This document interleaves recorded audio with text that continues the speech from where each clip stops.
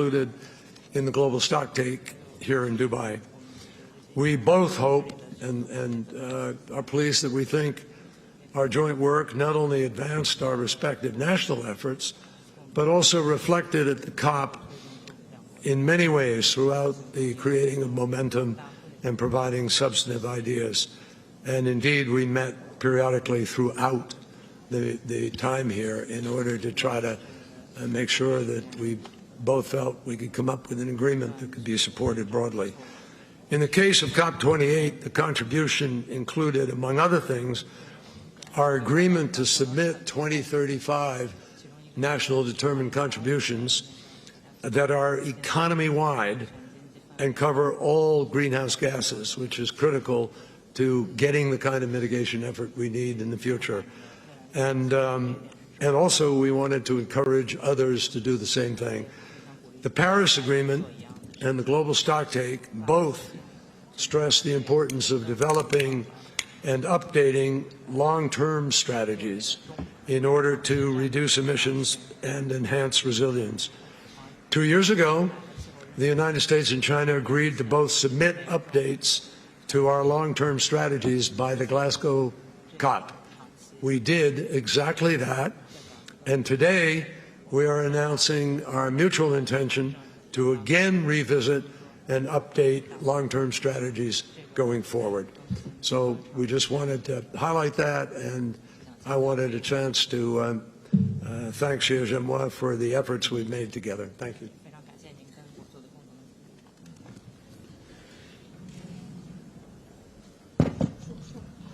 谢谢我的好朋友这个克里国务卿，刚才他先做了一个介绍，我完全同意他刚才介绍的中美两国在气候变化领域我们合作的一些情况。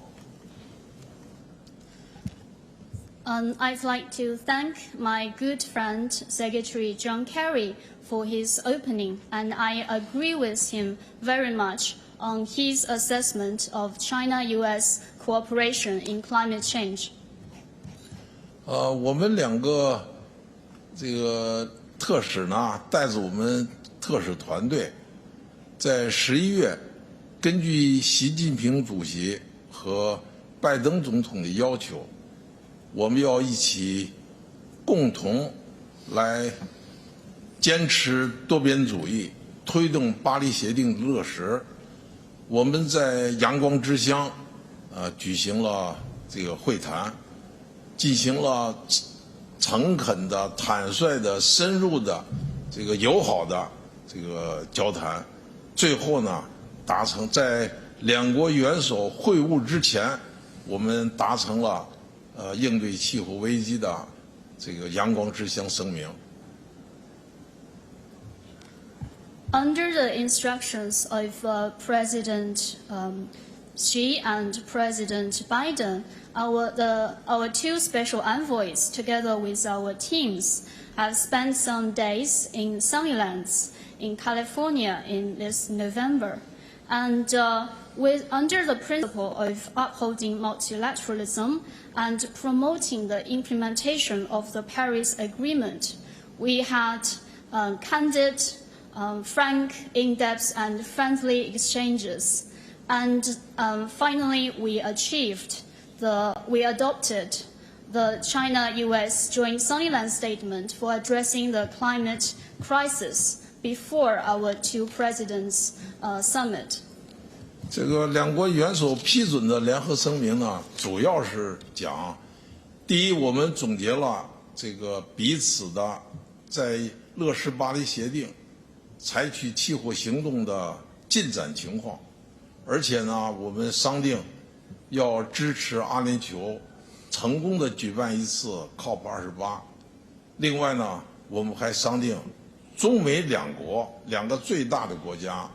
要在气候变化这个领域加强交流和合作，因此呢，我们决定建立联合工作组，要开展务实的行动来推动多边的进程，落实彼此的 NDC。So in this joint Sunnylands statement, which we have both gained the approval from our presidents, we agreed that first we both reviewed our respective progress in implementing the Paris Agreement and the climate actions we have taken domestically, and we agreed that we will work together to support the UAE presidency in hosting a successful COP28. And also, as the world's two largest countries, we agreed that we will work together to enhance our exchanges and cooperation in climate change. And therefore, we decided that we will operationalize the joint working group to address climate change. This is to promote more pragmatic actions, to promote the multilateral process, and also to better implement our respective NDCs. 我们在迪拜已经落实了两国联合声明的一个内容，就是支持 COP28 取得成功。在陷入僵局的时候，我跟克里先生两国团队提出了一个打破僵局的一些建议，最后呢，这个大会取得了成功。感谢克里国务卿和我们一起做的努力。And here in Dubai, we have already fulfilled part of what we agreed in Sunnylands, that is working together to promote a successful COP28. When the negotiations were getting stuck, we worked together and provided some joint proposals to unlock the deadlock in the negotiations and facilitated the success of the COP. So here I'd also like to thank Secretary Kerry and his team for the good cooperation. 我们还商定根据巴黎协定的要求和这次全球盘点的成果，我们来各自呢来评价一下我们气候行动的长期方案、长期战略，然后再尽快的能够更新我们的 NDC， 来调整我们整个的长期发展战略，最后呢来落实巴黎协定和全球盘点之后的目标。We also agreed that following the requirements of the Paris Agreement and also the suggestions made in the outcome for the first global stocktake, China and the US will respectively re-evaluate our respective long-term strategies for climate actions, and then based on that, update our NDCs so as to better implement the Paris Agreement. 我们还商定尽快的来启动两国的气候变化联合工作组，其中包括能源转型、循环经济、甲烷、低碳可持续省州和城市4个工作组，加紧启动开展活动，落实我们所各自的 NDC 来推动多边进程。We also agreed that we will operationalize our joint working group on climate change as soon as possible so that we can get the work started under the 4 thematic sub-working groups themed on energy transition, circular economy, methane emission control, and also low-carbon sustainable states sub-national cooperation, so that we can better implement our NDCs and promote the multilateral process. 最后我再讲一点，就是这次 COP28 是巴黎协定达成生效8周年。这次会议期间呢，是我的老朋友80岁生日，我的孙子8岁的孙子和我的家人专程的赶到这次会上，向我的老朋友祝贺80岁生日。我们祝他身体健康，祝他们全家幸福。 And finally, I'd also like to say this year, or more exactly yesterday, marks the 8th anniversary of the adoption and coming into effect of the Paris Agreement. And it was also during this COP, my old friend, Secretary Kerry, celebrated his 80th birthday. And also I especially invited my family and my 8-year-old grandson, especially traveled to Dubai and said happy birthday to my friend, Mr. Kerry. So here I'd also like to invite you to join me to wish my good and old friend good health and also happy life, happiness to his family. 我孙子问我说：“这个你们80岁了还在工作，这么多人在这儿谈判，有叔叔阿姨，还有大哥哥大姐姐，怎么这么多人呢？”我说：“这就是气候变化这个事业，一代一代都有人，我们后继有人，而且呢，我们这个事业肯定是会可持续的。” And my 8-year-old grandson asked me, "Why are you still working so hard at your age? And why there are so many people, and my elder brothers, elder sisters, and also uncles and aunties, so many people, they are participating in the intense negotiations for such long hours here?" So I said, because we are all passionate for this common cause of addressing climate change. And I believe with our younger generations, this cause will be carried forward generations after generations. Our cause will be surely sustainable. 我有幸在我的这个职业生涯当中结识了我的好朋友，我们有20多年的友谊，我们一起努力，让我们这个世界更美好。 I feel so lucky that I can make such a good friend like Secretary Kerry. We have been friends for over 20 years. I hope we can continue to work together to make this world a better place. Thank you, sir. Thank you.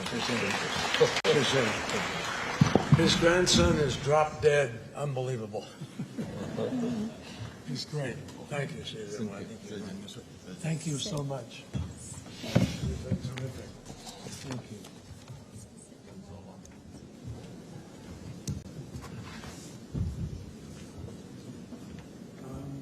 Is it? You know, I'm happy to do it here. Seated. Is that easier?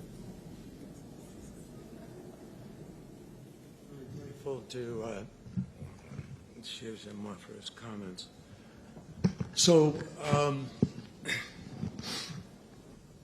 thanks for joining us today, particularly today, which has turned out to be what all of us work for. Thank you, sir. I want to first thank the entire UAE team that has really, and the other parties. As I said earlier in the plenary, I mean, it really is amazing for so many people to come together believing in the multilateral process, which is tested sorely as you look around the world. And the spirit of cooperation that was here, with people passionately feeling either that their issue didn't get enough or that there wasn't sufficient effort. The people understood the bigger picture. And I think we all should recognize the special nature of the finding of common ground for something as broad and complicated as this, where the stakes are high, economically, socially, politically, in human terms. It doesn't get bigger. The global stocktake addresses an issue that is at the core of the climate crisis. For the very first time at a COP, fossil fuels have been on the table as a major part of our negotiations. And the decision that came out of this clearly embraces transitioning away from fossil fuels in energy systems so as to achieve net zero by 2050. That is a clear, unambiguous message on one of the most complicated issues that we face. And the first and easiest thing that countries need to do to make this commitment real is to stop building new unabated coal. And we will continue to fight for that. I'm very grateful for the efforts of people around the world who helped us reach this outcome. And there were just so many people engaged in this. I thank the folks at the White House who supported us, particularly on some difficult finance issues. We stepped up and stood up. And I think have changed the dynamic that existed in prior years before President Biden came to office. And I thank the President for his huge support on the climate frontier, not the least of which the major impact of the new legislation, the Inflation Reduction Act. Just a few months ago, youth organizers led more than 70,000 people in marching through the streets around the UN General Assembly calling for action on fossil fuels. Clearly, you all know we were outspoken about it. I said in my press statement a week ago, we would have liked to have seen even greater ambition. Yeah. And it was called for by the people around the world who understand the clear implication of how we burn fossil fuel and the nature of the climate crisis. So small island states, from whom we heard this morning, a passionate call, and with whom we met many times in New York and here. For them, this is an immediate crisis, not something down the road and in the future. So we will continue to press for a more rapid transition.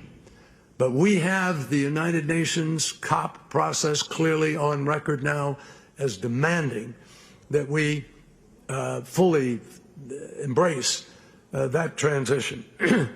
We supported the call for clearer language about the need to largely phase out fossil fuels. But look, given the makeup of this 195-nation entity, it's pretty clear that was more than a steep climb. And, you know, we hardly expected certain countries to show up saying, oh, yeah, we're just going to turn around and do that immediately. But they did sign on. And they are transitioning. And that transition, I am convinced, because of the marketplace, is going to just accelerate and accelerate. As we agreed to in the Sunnylands statement, we in the PRC released our release prior to the COP, a document that calls for the NDCs to be economy-wide. That is a big deal because methane was 50% of the warming, and it was left out completely. So we now have methane contained within the goals. And in addition, a much stronger and clearer call on 1.5 degrees aligned NDCs than we have ever heard before. And the concept of 1.5, there's no 2 or well below 2. It's 1.5, folks. And it's mentioned 13 times in this document. So that is a major impact. The text also aligns with the decisions that the marketplace has already made. The message coming out of this COP is, we are moving away from fossil fuels. We're not turning back. That is the future. And the United States is going to continue to lead the charge on this, on the home front through investments in the Inflation Reduction Act and bipartisan infrastructure law. Investments that are bolstering our economic and energy security while also bringing down the costs of clean energy technologies on a global basis. And let me just emphasize, at least at home in the United States, I think this is true elsewhere, the fastest growing job sectors, folks, are in the clean energy sector. And it's going to continue to grow. There's work, amazing work to be done, and there will be new technologies and new methodologies coming online. This is a transition that is not only inevitable, it's imperative in order for us to preserve life and keep the planet the way we want it. In addition to the progress on mitigation, this COP has also successfully delivered a framework on the global goal on adaptation, providing momentum to increasing resilience to the increasingly severe climate impacts facing communities around the world. On finance, this outcome makes abundantly clear that we must transform the international financial system to pursue and achieve our climate goals, and that we've already started We're already moving in that direction with the spring meeting last year of the World Bank, the fall meeting of the World Bank in Marrakesh. We now have greater lending capacity, literally more than doubling the amount of money that was able to come from the World Bank. We have mechanisms that we are creating, including the ETA and others in the LEAF Coalition, which will deal with forests, which will help us be able to deploy funds that are sorely needed to achieving our goals. The global stocktake also underscores that we have to continue to drive investments in climate action at all levels. We have to put policies in place to incentivize the flow of finance away from things that put our shared prosperity at risk. And with 190 plus countries coming together, folks, around this result, it's obvious that no one country can do this by itself. They neither have enough money, nor would their going to zero tomorrow have the kind of impact we have to have on the planet. So the decision today makes clear that we are going to stand by and support our partners in developing countries every step of the way. President Biden has made that clear. He is committed to these efforts. Last week he announced the U.S. climate finance is expected to exceed $9.5 billion in 2023, on track to meet the President's pledge of over $11 billion in 2024. And that includes a significant scaling up of adaptation finance through the President's Emergency Plan for Adaptation and Resilience. We also do not want to lose sight of what we achieved in just the first week of this conference, starting with an unprecedented adoption of a major item on the first day of a COP to operationalize the loss and damage funding arrangements, leading to over $700 million in immediate pledges from both developed and developing countries. We also made major announcements across a number of sectors, from $1 billion in new grant funding for methane to over 40 new announcements to cut emissions from shipping. And shipping is on track to turn over its entire fleet over the course of the next 20 years and produce carbon-free ships. We made progress in elevating critical issues such as gender, health, peace, and food systems, some of which, for the first time, had dedicated days here at the COP. So in closing, I will note that I was very privileged to lead our delegation as Secretary of State when we produced the Paris Agreement in 2015. At that time, my friends, the world was headed clearly to 3.7 to 4 degrees Celsius warming on the planet. As a response, parties came together to try to limit the warming then to, remember, well below 2 degrees and aspire to hit 1.5. Now it is crystal clear how much of a North Star, how critical it has become to try to hit the 1.5. So it's really been a privilege to be here 8 years later after the adoption of the first global stocktake, with nations around the world committed to taking actions to keep 1.5 degrees alive. That is the progression of incredible growing levels of ambition, growing levels of engagement, growing levels of private sector involvement, growing levels of NGO commitment, growing levels of building bipartisanship across the aisle. And we met with Republican, Democrats alike in the congressional CODEL that came. So, my friends, I think we're on a road. We have a lot of work to do, but we have a roadmap by which to proceed. With that, let me open it up to any questions. Secretary Kerry, should I stand up or we stand? Secretary Kerry, this is Tim Foucault, Washington Post. Thank you so much for doing this. Appreciate the list of all the reasons that the Paris process might have succeeded, but one thing that Global Stocktake on the whole also outlines is the shortcomings and the gaps that still remain. And in this deal, there are plenty of compromises too.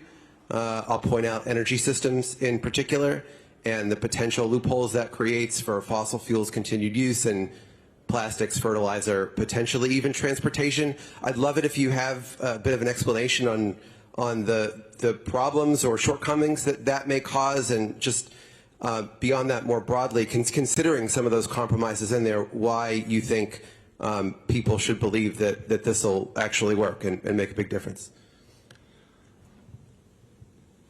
Thanks for the question. It's a very good one. Look, multilateralism requires countries with very different political structures, very different economies, very different capacities to all come together to accomplish a goal. And we've known since Paris. I mean, there have been 28 COPs. I can remember Kyoto, where we tried to make it mandatory, and it failed. And then subsequently in Paris, to get people moving in the right direction, there was a compromise, that everybody would come up with their own levels. And we would rely on peer pressure and on technologies and on wise decision-making to accelerate the process. Now, would I love it if certain countries had come here and signed on the dotted line and said, we're finished? Yeah, in the next 10 years, we'll cut all of our, but no. You know, one minister from one of those countries involved said, John, you can't ask us to commit economic suicide. And that's what some believed they would have had to do in order to sign up. So I never thought that we're going to have the kind of breadth that we have today in this, to be honest with you. This is a process that's complicated because it was decided years ago when this was set up in 1992 that one country has a veto.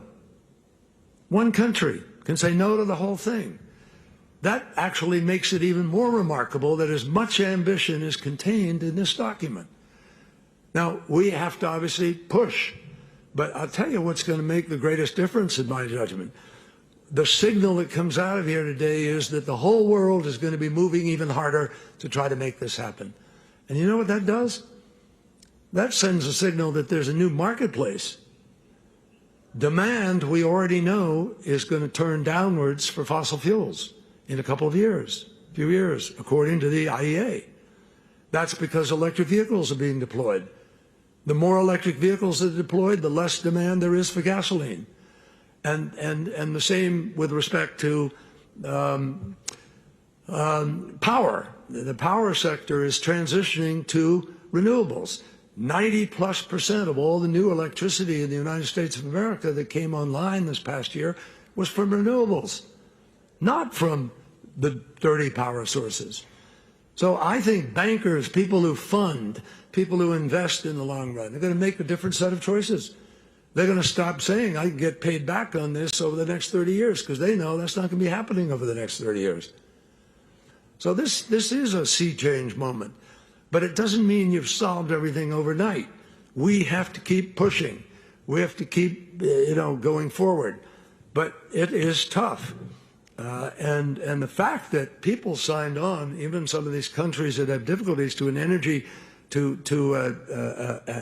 a transition away from fossil fuels, will be judged by everybody in the world.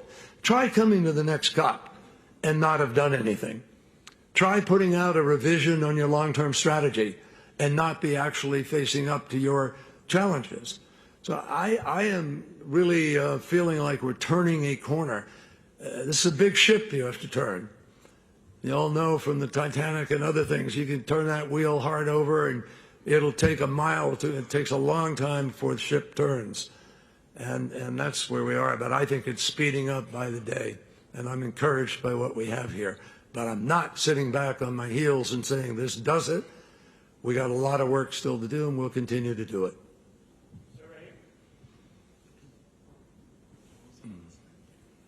Secretary Kerry, John Gambrell with the Associated Press. Given how difficult it was to reach this agreement here, was there any particular point in the negotiation that really stood out for you as a moment where you had despair or were worried that we wouldn't actually reach to where we were today? And separately, how do you think this is going to be digested back home, given that we're coming up on an election year with potentially very stark choices? Thank you. Well, I'm not going to get into the election part of it. That's beyond my mandate here at this point. But I believe that the first part of your question is the moment. Well, I think the last few days have been the most complicated and most dicey because it starts to get really real as you come into this final moment. So once you finish the first week and second week and the statements and everything are out, the ministers arrive, and with the ministers here, you get into the really nitty-gritty of trying to come up with an agreement. I think there were times in the last 48 hours where some of us thought this could fail. And we began to look at that prospect and to contemplate it, but we stayed at it. And people that, showed good faith. I mean, there are people who stepped up. I mean, there are a number of countries that produce oil and gas. You know who they are, I mean, among them. But they stepped up and said, we want this to succeed. We want to move forward. And they said, we are transitioning. Saudi Arabia, for instance, is a very big producer. And Prince Abdulaziz, came and stayed and negotiated and said, I will accept the idea of embracing a transition away, knowing what that means. But if you look at Saudi Arabia is deploying a huge amount of renewables. Saudi Arabia is invested in a green initiative. There are a lot of things happening. Those are the kinds of things that I mean that are taking place all around the world. And not every country is stepping up, but I think they're going to, because their analysts are going to have to look at where the energy market is going and what people are going to demand. Big companies, for instance. The biggest companies in the world do not want to go to a place that has dirty fuel because they can't do Scope 3, let alone their own Scope 1 and 2. So the companies, that are part of the First Movers Coalition and others who are particularly sensitive to the implications of this transition, they're not going to go situate themselves in a place where activists and others and analysts are going to sit there and say, you're crazy. You can never meet your goals. So I think we are in a transition, folks. I've said this before, I'll say it again. I am convinced we will move to a low carbon, no carbon economy globally over time. I am not convinced yet that we will do so at the pace the scientists are telling us so that we avoid the worst consequences of the crisis. That's our challenge. Speed it up, bring it to scale, bigger, faster. And the economies of the world are not going to suffer in that. That transition means making transmission lines, building out solar fields, wind farms. Who knows what happens with fusion and battery storage? There are about 88 new battery companies that have grown up in the United States in the last months because of the Inflation Reduction Act. So there's a lot happening. And I think people need to be honest about their appraisal of this and not just, on ideological terms or non-factual terms or disinformation terms, start trashing something which is essential to the quality of life of every American, of every person in every country in the world. Hi, Valerie Volkovici with Reuters. The United States continues to be a major exporter of liquefied natural gas. How much longer would you consider gas to be a transitional fuel? There's a mention of that in the text. And should the language have been stronger around that? And when can we expect the U.S. to kind of move away from LNG exports? Well, the standard is very clear, and I said this earlier, that transitional gas means it's basically going to play either it's capturing all the emissions and can meet the highest standard, or it's going to have a problem. Now, gas is, if you're switching gas for coal or you're switching gas for oil, you get an immediate bigger reduction in emissions. Our goal by 2030, according to the science, is to have a minimum 43% reduction, or better if we can, and by 2050 to be at net zero. The only way you can get there is either by not producing the emissions or capturing them. That's it. So as we come into 2030, we will know pretty well where we are with the technologies, whether there's a CCUS breakthrough or not a breakthrough. So I believe that if you're going to live, and this is the requirement in this agreement here in Dubai is that any source of a transitional fuel has got to be aligned with 1.5 degrees.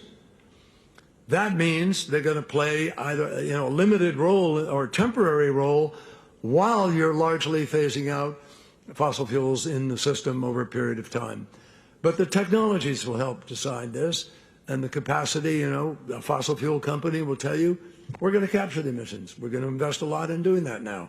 So we're going to know fairly soon where we are. And the final comment on that, with the new technologies of tracing and tracking, we have satellite capacity on any given day, every hour and a half, the circulation of the planet, you can pinpoint methane leaks, you can pinpoint and determine carbon dioxide footprints. So you can run, but you can't hide. I think people are going to be held accountable to what their footprints are and what the progress is. And a number of NGOs do that right now. Sorry. Go ahead. Secretary Kerry, Martin Stew from ITV News in the UK. Now the world is committed to transition away from fossil fuels. Should countries like the UK reverse decisions to licence brand new coal mines, oil and gas? Look, I can't get into any specific decision of any government without having all the ins and outs and where it's going and its track and so forth. But in principle, let me just say that everybody's going to have to evaluate the speed at which they can get on the track to accomplish these goals. That's why Xi Jinping, on behalf of China, and I in the United States said that we are going to do what we did previously and call on other countries to evaluate your long-term strategy, because your long-term strategy demand is now very clearly 1.5 and being in sync with that. Fiona Harvey from The Guardian. Mr. Kerry, we've seen the impact. We've seen the impact, sir, that you have had on these talks with China. Can I ask, please, if you had any meetings with the Saudi delegation bilaterally or with the presidency, and what impact that might have had, please? Thank you very much. Did I have any meetings with? Delegation. Right. You mean when? In the course of the year, or? Yeah, but what impact has that had on this outcome, please? Thank you. Well, I don't know. You'll have to ask them. I can't judge that. But yes, I went to Saudi Arabia, just as I went to many other countries. Visited Riyadh, what was it, about a month ago, 2 months, somewhere in there. And we had a good discussion. I met with the head of Aramco. We had a very good discussion about the things that Aramco is doing to cut emissions and to be responsible. And then again here, I did have a meeting with His Royal Highness Prince Abdulaziz, and so I mean, even this morning, in the course of everybody just moving around here and so forth. So you'd have to ask them whether, they were waiting to get rid of me and it had no impact at all, or whether there was some impact. I can't tell you. Get this pest out of here. Who knows? Thanks, Mr. Secretary. Sean Tandon with AFP, and happy birthday. Can I follow up just in your conversations with the Chinese? In terms of what do you think the impact was of the United States and China of you doing the Sunnylands statement? How much do you think that brought this over the finish line, having that relationship with China? And you mentioned longer-term cooperation, longer-term talks. What does that mean? What are you going to do? And if I could just add, as you know very well, let me make it clear that both of our presidents, President Biden, President Xi, addressed this issue in Bali and came up with a Bali understanding that they wanted to see China and the United States try to cooperate on a universally accepted humanitarian issue, global issue, a challenge to all of us, not a bilateral strategic question in terms of the South China Sea or other kinds of things. So we set out to try to do that, to try to separate other issues and focus on something that is not bilateral but is global, multilateral. We are the two largest economies in the world. We are the two largest emitters in the world. And we both agreed, Xi Jinping and myself. He's been an environmentalist. He was environmental minister. He's been at the NRDC. He's taught at Tsinghua University. He's been deeply involved in this issue for a long time. And he understands the issue very, very well. And he embraced the idea of our trying to find this different path. That's why we went to Shanghai. It's why we went to Tianjin. It's why we met in Europe several times the next year. And then, of course, there was a hiatus in our discussions because of the situation in Taiwan. But we came back together. And we know that no matter how committed we are to this issue, if we can't move fast enough, all of us, and we can't generate more effort in other countries, we can't win this battle. We have to. Every big emitter, every big economy has got to be part of this solution. That's why President Biden hosted the Major Economies Forum. And out of that forum came the methane sprint. And out of that forum came, a number of other initiatives. So we've been trying to do our part to accelerate activity everywhere on the planet, and I think it has made some difference. Now, China is not where it was on energy a year and a half ago, 2 years ago. China is manufacturing more renewables than any country in the world. They're deploying more renewables than all the rest of the countries put together. And it is clear to us, as I think it is clear to China, that they're on a track to peak well before the earlier dates, and also that will move up the rate and what we did in Sunnylands, the fact that they're willing to deploy additional renewables with a view to reducing emissions in the 2020s will accelerate this trend to try to be ahead of time, if you will, on this schedule. So I can't tell you exactly what that schedule will be, but I can tell you there'll be several thousand, 2,000 plus, 2,500, 3,000, I don't know, gigawatts of new renewable power coming online in China. And so we need to, all of us, be accelerating our efforts to use renewables the way we can. Some countries are in big double digits of use of renewables.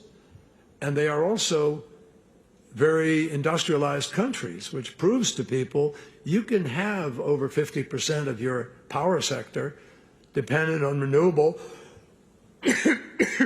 excuse me, dry air. You can have over 50% renewable and still have a base load capacity and energy security. So we are anxious to continue forward to try to prove, and that's the purpose of the working group. Can one learn one thing, other another? How do we accelerate all of us to help other countries?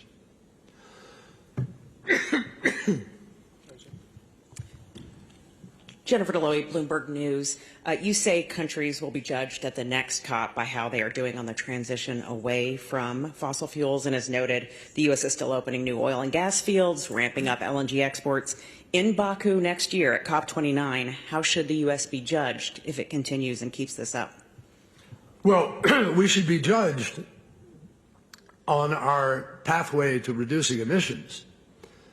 And we should be judged on our efforts to affect demand. There's very high demand for fossil fuel on a global basis. President Biden has a very clear strategy where he is focused on accelerating that transition at home. But at the same time, you've got to keep your economy moving in order to be able to keep folks with you and supportive of the transition, as well as to be able to fund it and effected in an orderly, just way. And the president's very focused on making sure it's a just and orderly transition. So yeah, for a year or two, you may, meeting the demand, pump up, but at the same time, look at the number of battery companies, look at the amount of electric vehicles, look at the amount of renewable energy, look at the ratio of what's being developed. And I think the president has set us on a path to meet our goal of a minimum. We're aiming for 50% to 52% reduction by 2030. We believe we can get there, and that's the measurement. Is are you keeping, you know, are you keeping your plan in a place where you can actually deliver on what your promises are? Thank you all for joining. That is all the time we have today. If you have additional questions, please direct them to climatecoms@state.gov. Thank you all very much. Folks, thanks a lot. You guys are great in the way you really follow this closely and demand insight on it, and we really appreciate it. And wish you all safe travel and happy holidays. Hopefully, Happy New Year. Thanks. Appreciate it.